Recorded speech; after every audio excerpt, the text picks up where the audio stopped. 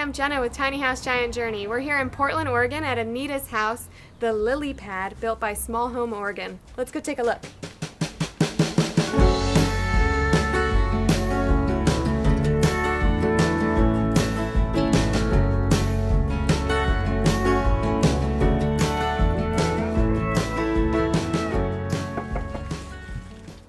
This is Anita. This is her tiny house. I'm really excited. This is the Lilypad. It is already one of the coolest tiny houses I've ever been in. Thank you. What's the size? What's the dimensions? This is a 24-foot Iron Eagle trailer, and it is 8 foot 6 inches wide, and it is almost at legal limit at 13 feet 5 inches. Okay, on the outside, the height. On the outside. And then the 8.5 it's built out over the wheel wells, correct? Yes. So at the ground level, we're about 179 square feet, but with the 2 lofts, it's about 248. It's actually got 5 different spaces. It has, of course, the galley kitchen, bathroom, sleeping area, sitting loft, as well as a private office because I work from home. Well, there's so much to talk about, but why don't we just start here and talk Okay. about the kitchen first? Great. So we have about an 8-foot countertop, plenty of space. We do have a Dickinson.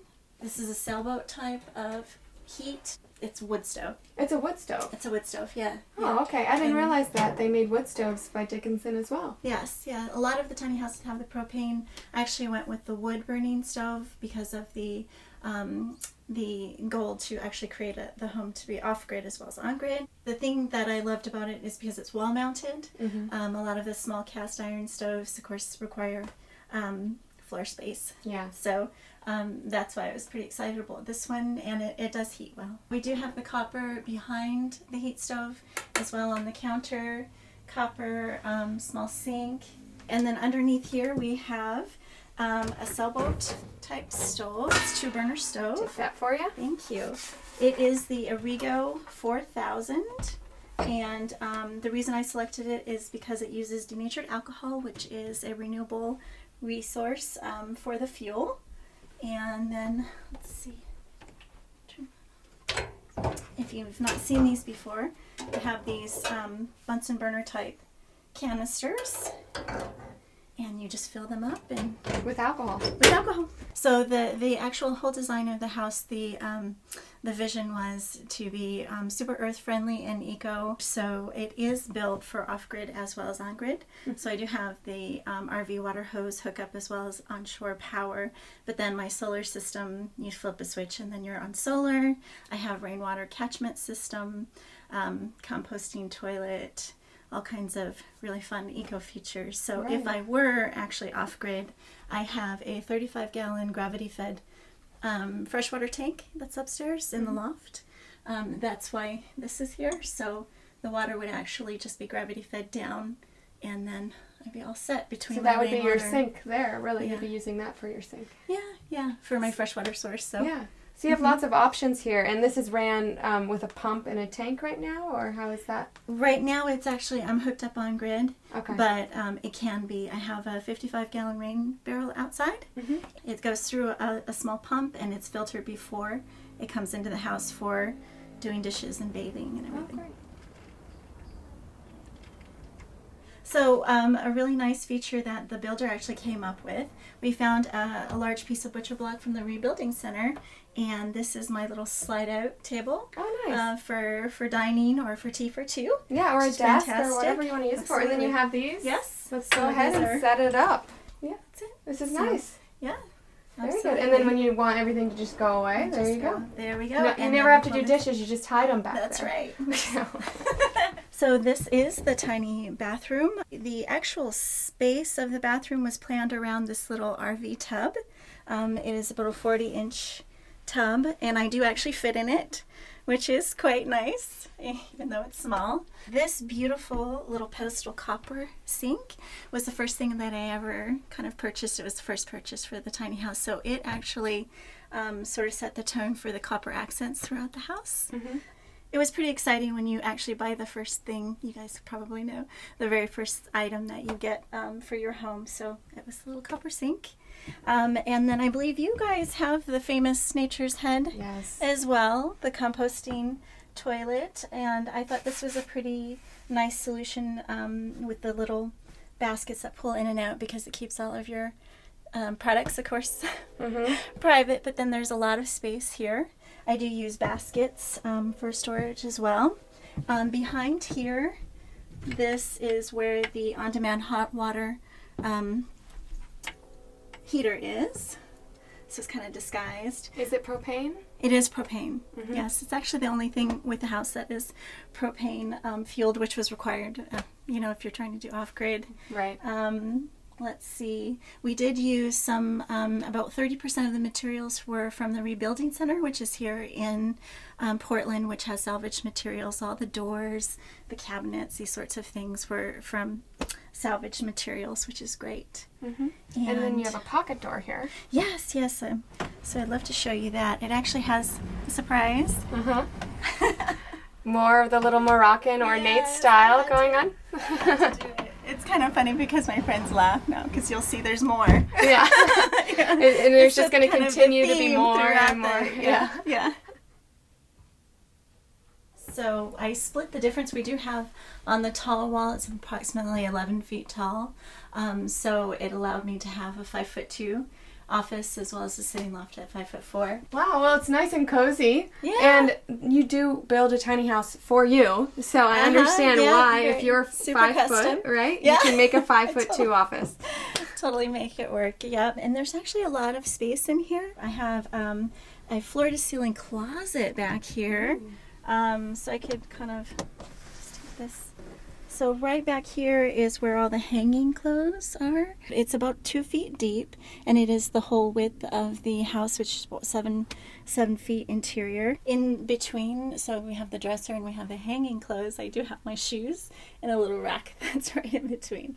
So it's pretty luxurious. I have a couple coats out here, but certainly a lot of space, a lot of storage space for all the accoutrements. So we'll go right up to the sleeping loft. The ceiling height in the sleeping loft is about 4 feet 3 inches. It is designed so that you just sort of kneel in, lay down, relax, and then when you come out, you're able to stand up fully from the first step. This is a full-size bed, super cozy. I've got plenty of room. I share the space with 2 felines. Harley, he's black, and Sage is a striped tabby kitty. Some features of the sleeping loft is there are storage bins on both sides, and I have a beautiful skylight for stargazing, and I watch birds and things like that up here. So do I. As well. So do you cover the skylight up, or do you just wake up with the sun?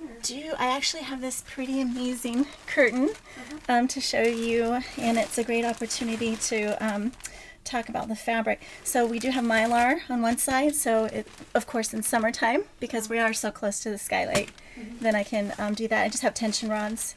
But the fabric, my dear friend Sala brought this sari fabric back from India, from her village in India. So I'm very sentimental about all of the curtains and the fabric. Those stairs are pretty easy to climb. Absolutely. Wow. So this is the sitting loft. If you, go ahead and take a seat. This is what I call a Moroccan floor couch. Wow. Yeah. I can stand up in this loft. That's amazing. Yes, on the tall wall it's about 5'4". Wow. And the idea was to really maximize the low side and have that Moroccan floor couch for guests. So we've comfortably sat about 5 or 6 people up here. It's a beautiful space for reading, meditation, very peaceful. It's really an interesting idea that you have basically an elevated living room. Yes. You know, so you changed your loft into a living room, which I think is brilliant. Thank and you. why has nobody ever thought of this before? Thank you. And it's really interesting because you do sit most of the time when you're in the living room, you know? That's exactly right. Yeah. Was that the idea behind it? That was the idea, and it was really funny because the whole plan with the Moroccan floor couch, until people actually see it, I was trying to describe it like the plan for utilizing this arch kind of coming down. But when you see it, I think it makes sense. Oh, it absolutely because, does. like you said, you sit. My choice for insulation was a soy-based foam spray insulation. It had no VOCs. super environmentally friendly. And the drywall was actually required in addition to the insulation as a fire barrier. It is ultralight drywall. The builder was super savvy about that, and it is a super ultra lightweight drywall, and we did select the exterior shingles for lightweight as well. All of the lights and the light fixtures, light bulbs are all LED, so very, very energy efficient, eco-friendly, requires very little energy when I'm on solar. My inspiration came from really considering lifestyle and going eco-friendly, having a lighter footprint on the earth. There's a favorite quote that I have from Gandhi: "In a gentle way you can shake the world." And I believe that to be true. You can really think globally, but then act locally, and just taking that kind of self-responsibility in terms of how you choose to live and how you choose to impact.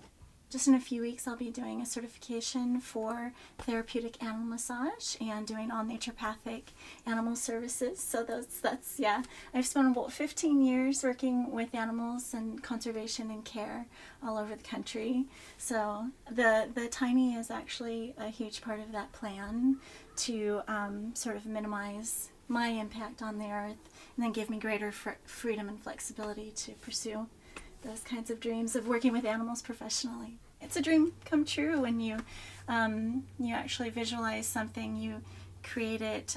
Lena Menard of Niche Consulting did the concept drawings with me. So from that point, when you actually see it being built and the walls going up, and then of course when it's all decorated, it's just, you take a deep breath and it's a realization of a dream.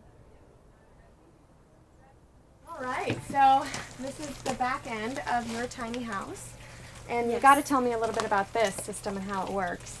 Oh, sure. So it is a food grade 55-gallon rain barrel, and what I have is a fantastic 24-foot gutter, and of course I have that curved roof.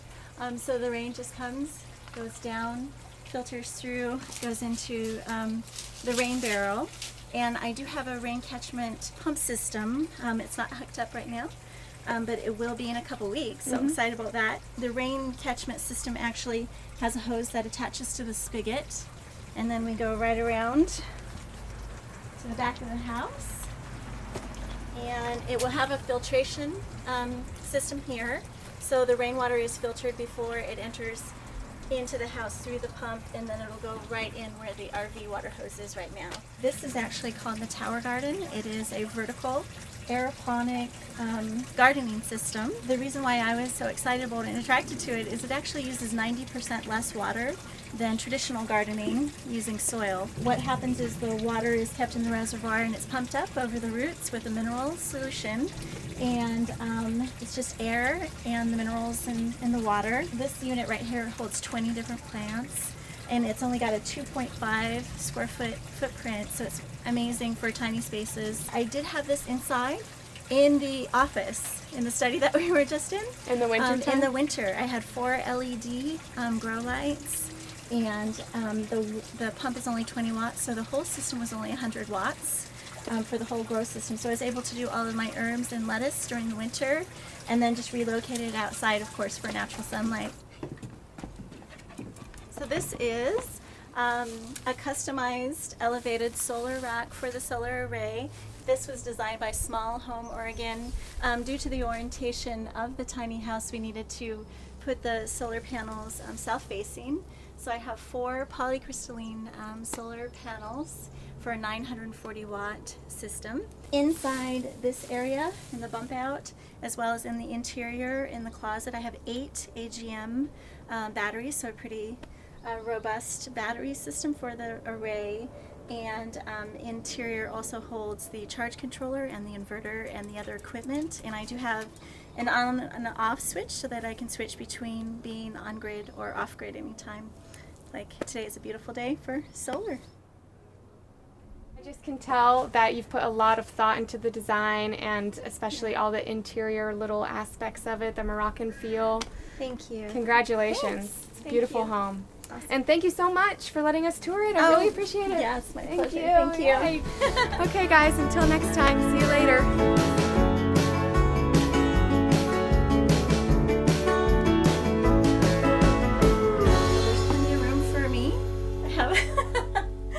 can't exactly have big dance parties, but it totally works for me.